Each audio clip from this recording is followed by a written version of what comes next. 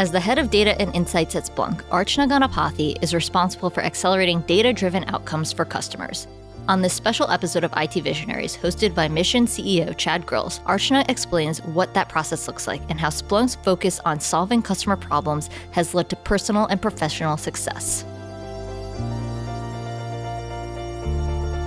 This podcast is brought to you by Salesforce. Did you know that Salesforce isn't just for sales? Using Salesforce as an employee experience platform helps make every employee across your organization more productive thanks to a common, mobile-first platform for getting work done faster. Find out more at salesforce.com/employee experience. Archana, welcome to the show. Thank you. So you just mentioned you were a Palo Alto resident? Yes, I grew up here. Okay, cool. And you're actually right down the street right now, so. More or less, yeah. Cool. Where did you grow up? Same, was it East Side? Was it? So I actually went to Palo Alto High School, Cool. Graduated a while ago now. Right. But not that long ago. So your background's really interesting. I would love to get into it a bit more. Where did you start your career and where did the passion for technology start? Maybe that was well before the career. Yeah, absolutely. So I think growing up in the Bay Area, you're always surrounded by high tech and all the momentum in the industry. So you always hear the buzz. And of course, it kind of fueled my interest that, we had family members who were in the tech industry. So plenty of role models to learn from and try to emulate. So from your family, who was actively involved in tech and when, were you aware of what they actually did for a living? Yeah, so my dad actually taught computer science at Stanford for several decades. So I think from very early on, since I was a toddler, I was exposed to computers and fascinated and curious about how they work. So growing up, it was always a thing that I would keep wanting to learn more. And, there was no shortage of knowledge to pick up from at home.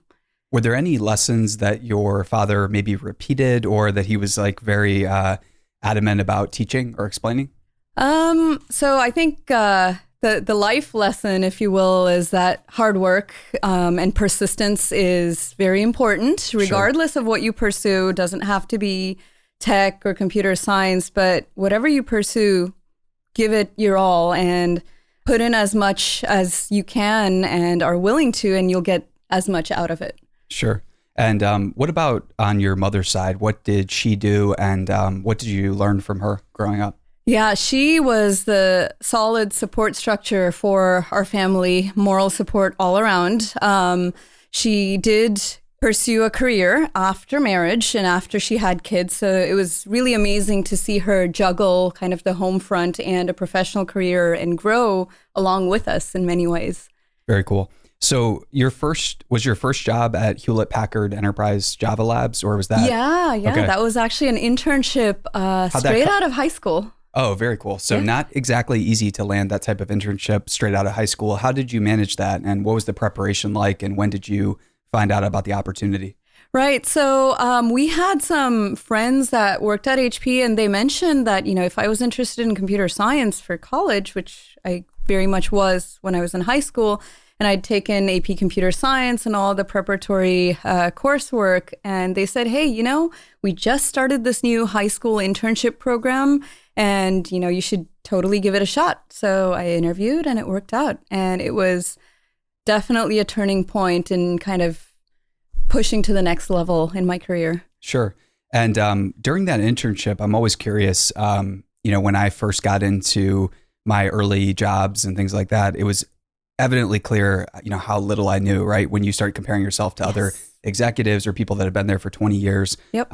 What was that moment like for you where you realized, wow, there's so much I don't know, or there's so much I want to know and I can learn it from these people? Absolutely.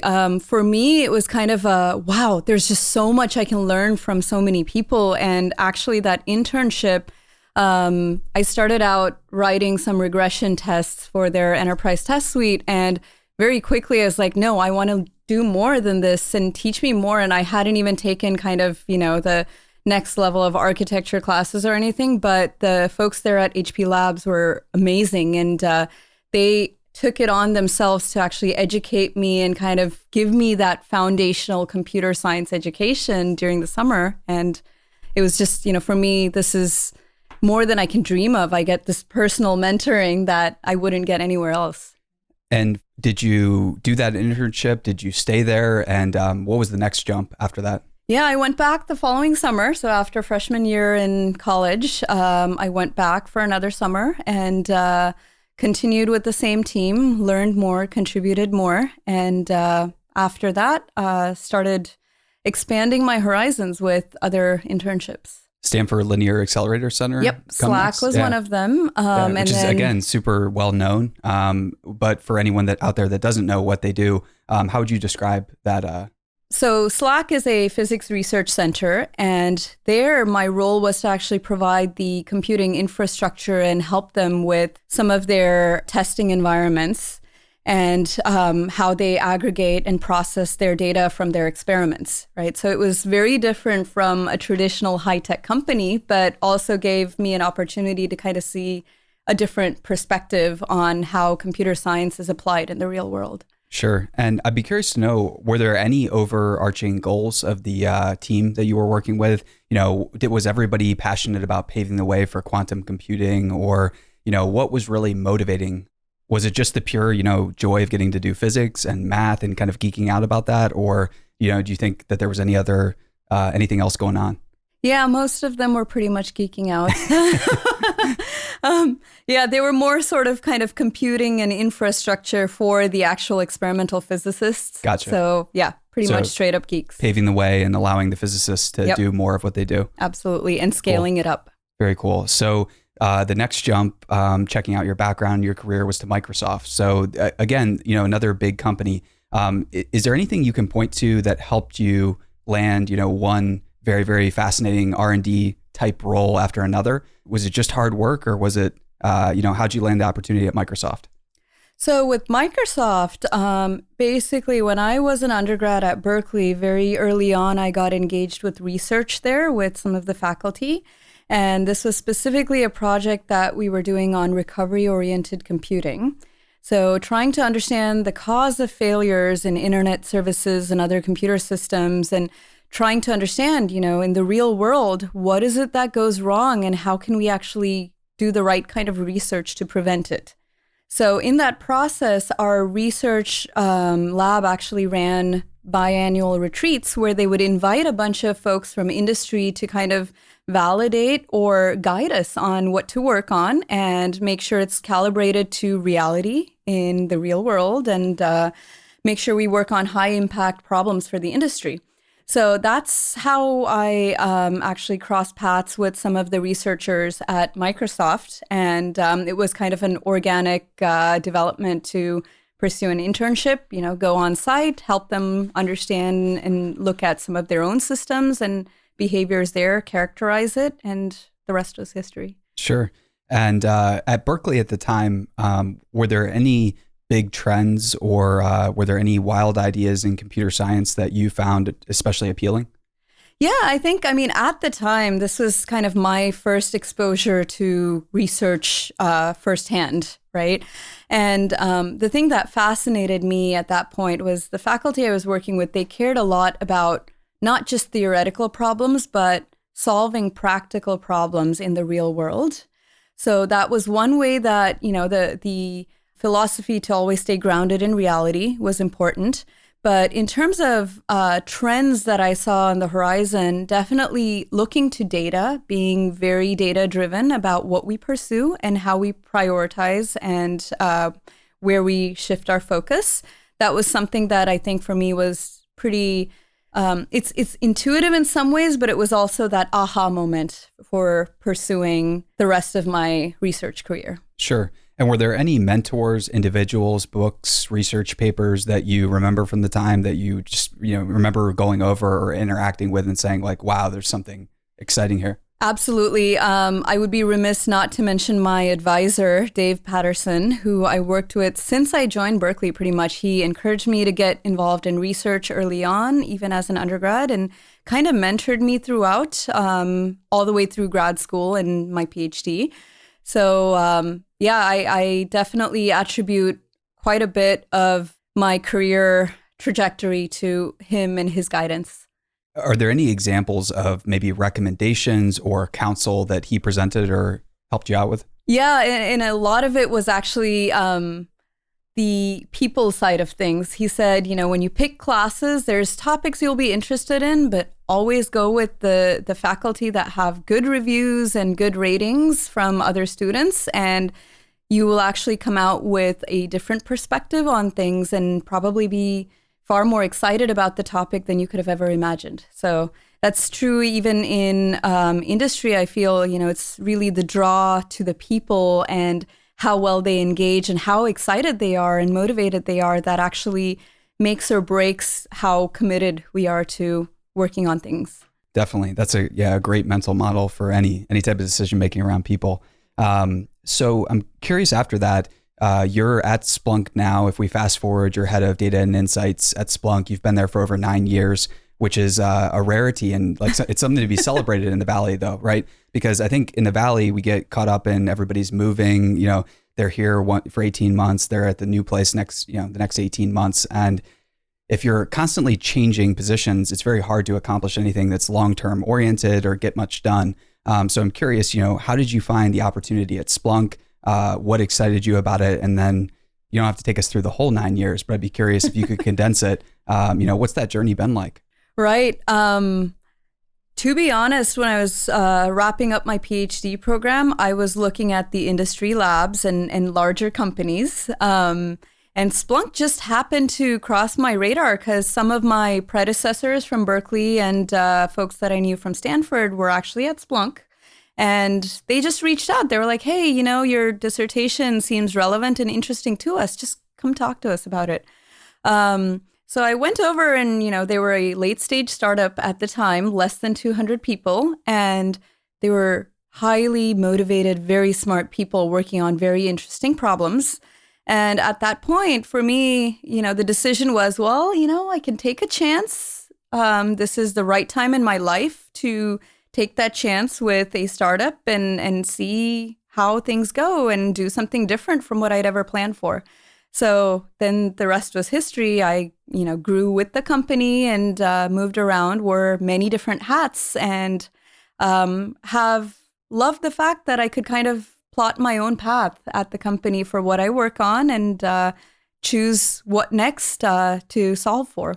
You mentioned that it was different from what you planned. I think that's a fascinating point to kind of dig deeper on. So what did you have, what ideas did you have in your head and how, they don't always match up to reality, but yeah. I think that's, part of the arts of life is figuring out, what to embrace and what to, leave behind. So, what idea did you have in your head? What was the game plan and how has that adjusted over the years as you've, become a technology executive and those things? Right. I think straight out of grad school, I was still very much in kind of a researchy mindset, right? Work on impactful problems, but open-ended kind of longer term timelines and write papers and, submit to conferences and present there about the cool ideas. Sure. And I think with Splunk, it was very much kind of solve customer pain points first, and then innovation organically happens, right? It's not something we sit kind of, thinking through, doing a Gedanken experiment on, the art of the possible and work backwards.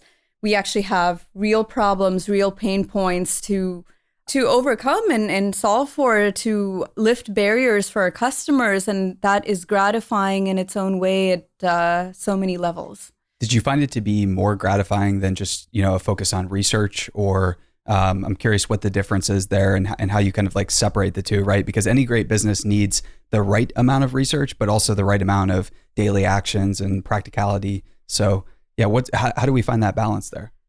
I think to each their own. Sure. For me, I think there's some element of both, right? I want to solve problems for the now, but also do it in a way that it lasts the test of time. And we can actually do a nice, resilient solution that is both long-term and short-term viable, right? So that's where kind of I strike the balance between research and real-world customer-facing. And I like that you use the word resilient because the one commonality after talking with many execs at Splunk is that many of them are focused on, creating resilient systems and products and processes that are going to last a long time. And I think the way that you do that now in this society is through ethics and thinking about values and culture and things like that. So how do you think about that on your team? How do you instill values that are going to create a resilient culture and a resilient product? That's a really good question. The main value that I try to instill really by leading by example is to always be open-minded and willing to learn. Regardless of the environment you're in or the problem you're trying to solve, I think the attitude to always be willing to take input and listening to different perspectives, listening to your data, that open-mindedness is really crucial for making sure that we come to a good outcome with all perspectives considered, account for any biases that you may have, either unconscious bias or biases in the data that you have available to you. So just be open-minded and have that attitude to always be willing to learn new things. Definitely.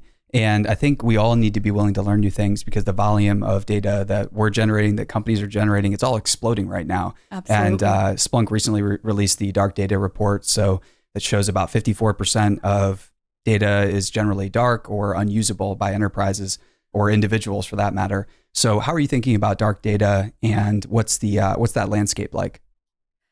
Yeah, you're absolutely right that a lot of value in the data is still undiscovered and unexplored. And for me, a lot of that is we have to, start anchoring our exploration in real pain points and questions that we have. And as part of that exploration, start digressing a little bit into the unknown and ask, what else can I learn? What else can I correlate with? What more might be there that I'm not thinking through? So asking more questions and kind of pursuing uncharted territory, not just look at the traditional data sets that you have in front of you that are maybe curated for you, but, poke around and see what else is available. And do you think that developing skills in lateral areas or, many areas is valuable here? And, we've heard that there's truisms or cliches like you don't want to be a jack of all trades and things like that. But is that helpful here? Getting a top, a high level knowledge of an industry or many industries, is that helpful in dealing with data? Yeah, absolutely. I think having depth is very important. So, for a specific question, go as deep as you can to get to the bottom to find the right answers or to find resilient, good enough answers.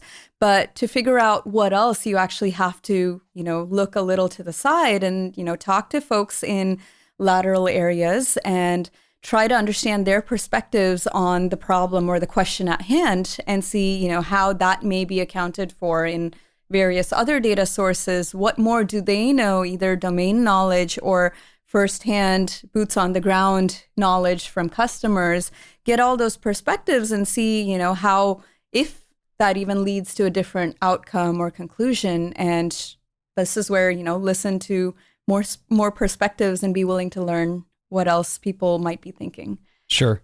And I'd be curious to know too, when people on your team are interested in getting advice on, how they can channel maybe their learning efforts, what type of advice do you traditionally provide, or what's your kind of go-to challenge for young team members that are clearly passionate, they're smart, they want to learn? How do you usually recommend that, or what type of advice do you usually provide?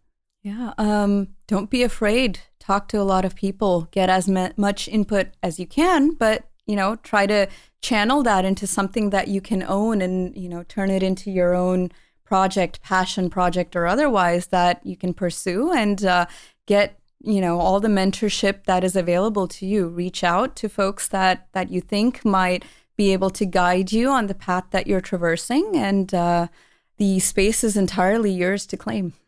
So when you're going about learning new things or learning in an area that's completely outside your comfort zone, it's obviously not pleasant. It's, you're just continually made aware of how ignorant you are in that specific field or skill. How do you go about dealing with that process when you're in a new field that's outside of your comfort zone? You want to explore it, whether it's in the arts or whether it's in, a business field. Is there a story you could share maybe about how you got through the initial phase of, wow, I'm aware of how much I don't know, and then maybe you get to expert status or, good enough to talk about it. So any stories there?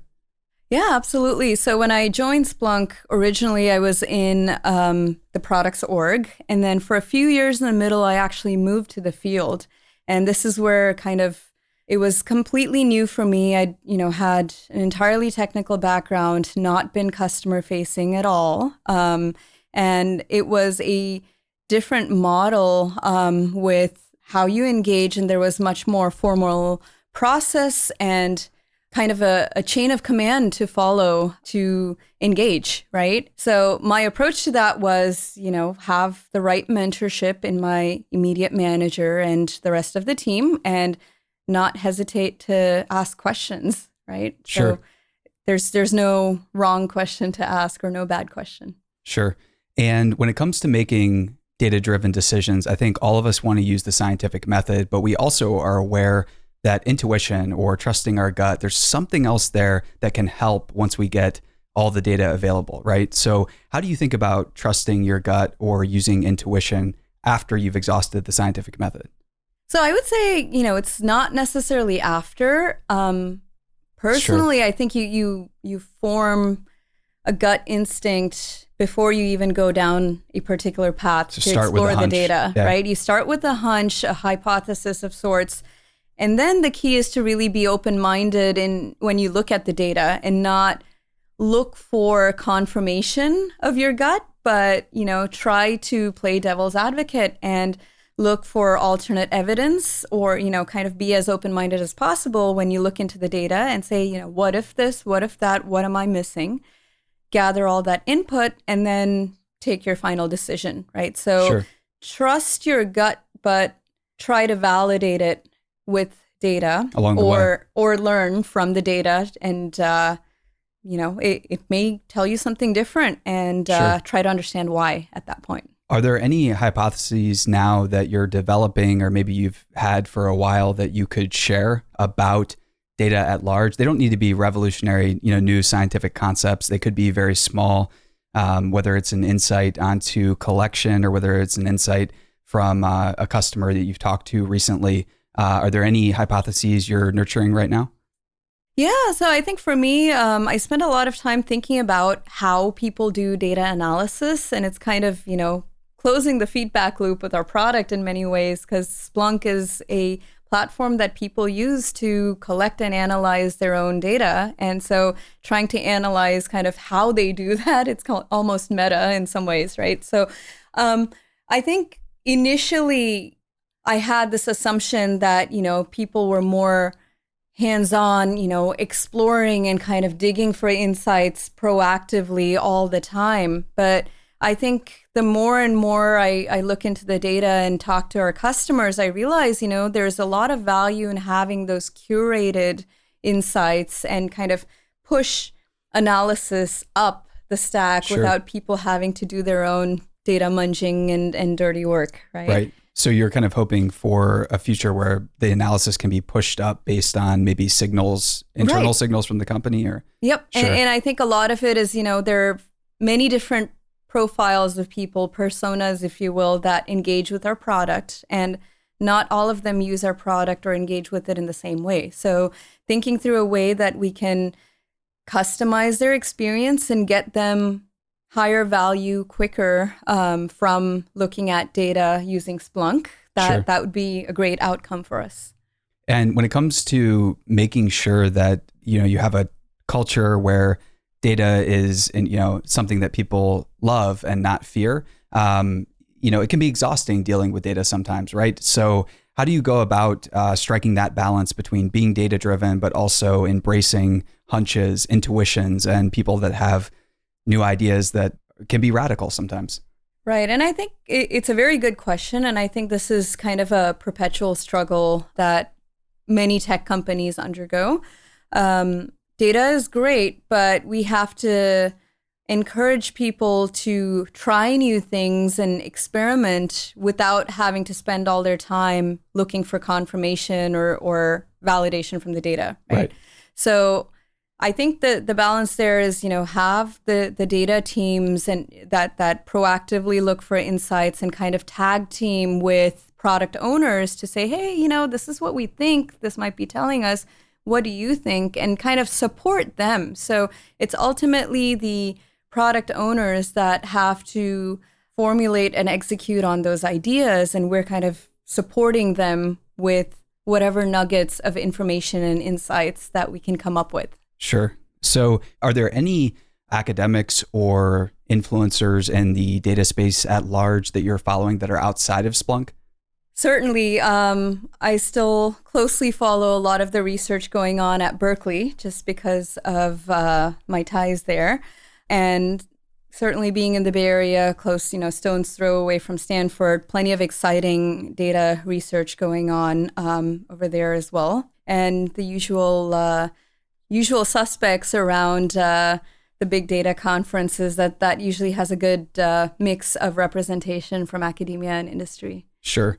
And so many people are excited about machine learning, neural nets, deep learning, all those topics. However, it doesn't matter how good your models are or how good your software is if you're starting with the wrong data sets or the wrong variables. So you were basically advocating for the importance of the correct data sets or better data sets. What was your argument there? Absolutely. For me, I think it goes back to your analysis is only as good as the data that you feed to your models, and collecting good quality data and accounting for biases or bad quality data is just as important, if not more, than what technique you use to analyze the data. Sure. So that might be the proverbial hunch that we start with before we start to get into the scientific method at large, or? Right. Proverbial hunch, and also kind of framing the question first, right? To say, start with the right question. Here's the question that I'm trying to answer, and then back into the data to say,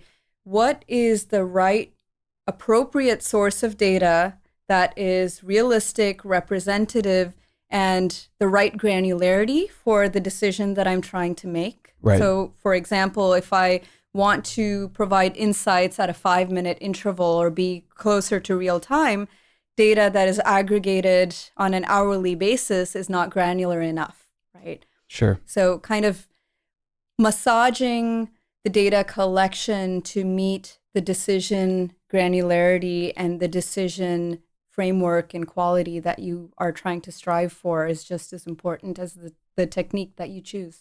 Very cool. I'm curious too, you've got to see Silicon Valley and the Bay Area evolve over a decent amount of time. What excites you about the future for the Bay Area? And is there anything that's troublesome or worries you? I think what excites me is the continued innovation and growth. The momentum has not stopped by any means, and I don't see it stopping anytime in the future. So I'm looking to see what the next decade has in store for us. Same here. And when it comes to your team at Splunk, are there any key roles you're hiring for that you're excited about, or are there any, whether they're open now or they're going to be open in the future, let us know. Absolutely. We're always looking for highly motivated data people. Sure. Whether they're analysts, engineers, insert your favorite term at the end, but someone who's excited and willing to be data driven and learn about all things data. Sure. And are there any team members now that you can give a shout out to that have done something maybe incredible over the last, let's call it, year or quarter maybe? Yeah, the entire team is amazing. Go Data and Insights. Awesome. Awesome.